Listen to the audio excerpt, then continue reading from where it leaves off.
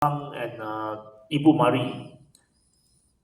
We believe that a better future for Asia may require ASEAN to get its act together. Okay? Acknowledging that there are differences between China and Japan and Korea, ASEAN has to get its act together. If ASEAN can get its act together, we will be able to shape ASEAN plus 3, we'll be able to shape RCEP. And there are many people who say that RCEP is China-led. But in actual fact, if you speak to Ibu Mari, you speak to Rebecca, they want to see themselves as the pioneers of RCEP. They think that RCEP was created by them, not by China. And I think it's a fact. It's a fact that RCEP was initially driven by particularly Indonesians and Malaysia, but by ASEAN. So we need to keep that in mind that in this troubling world, ASEAN is not a bystander. And ASEAN has agency. ASEAN could shape Asia's future and potentially to shape the world's future to a certain extent. An active and non-aligned ASEAN is good for East Asia. Because ASEAN is not aligned to the US, ASEAN is not aligned to China, ASEAN is in the middle, and ASEAN being in the middle is good for all sides. It is good for Japan, China, Korea specifically, but it's also good for everyone else. But we will have to now be very clear. Business as usual will not cut it. We cannot keep repeating what we have been doing. We must now, and in the committee that we are working on, the name of the committee is called ASEAN Geo-Economic Task Force. Why geo-economics? Because there's now a need to recognize that we cannot separate economy from security. We cannot separate security from economics. Everything that we now do will see the intertwined relationship between economics and security. And we must now think in every steps that we think about, we must think about the intertwined relationship between economy and security. We must also now think of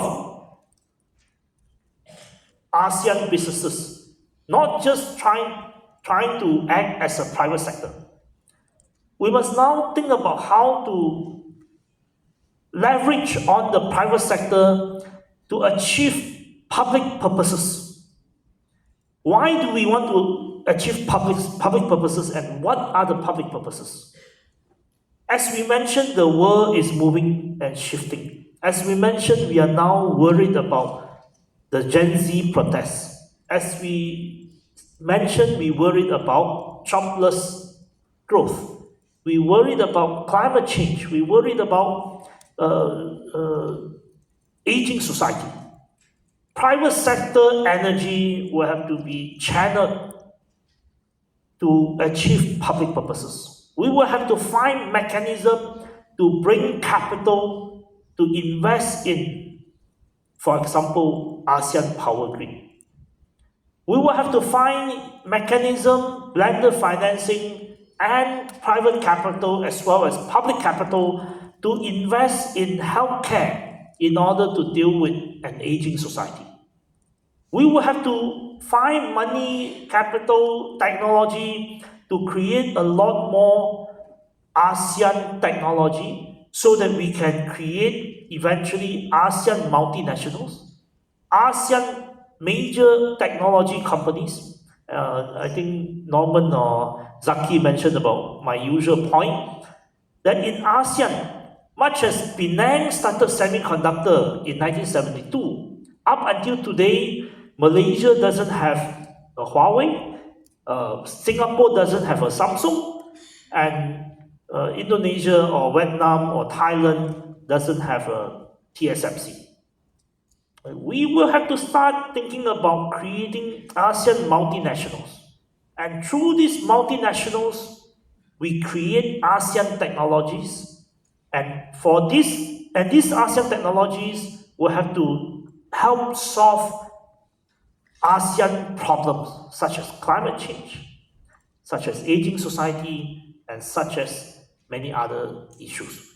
Now, if we can think in that way, if we can think of the importance of ASEAN in East Asia, we can leverage on the technological strength and the wealth of East Asia countries, particularly Japan, China, and Korea.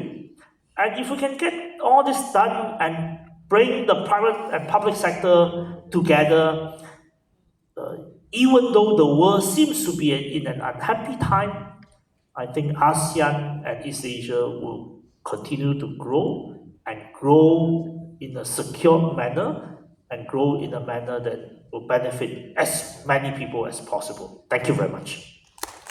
Thank you very much, Yang Berhormat. Yang Berhormat, could you kindly remain on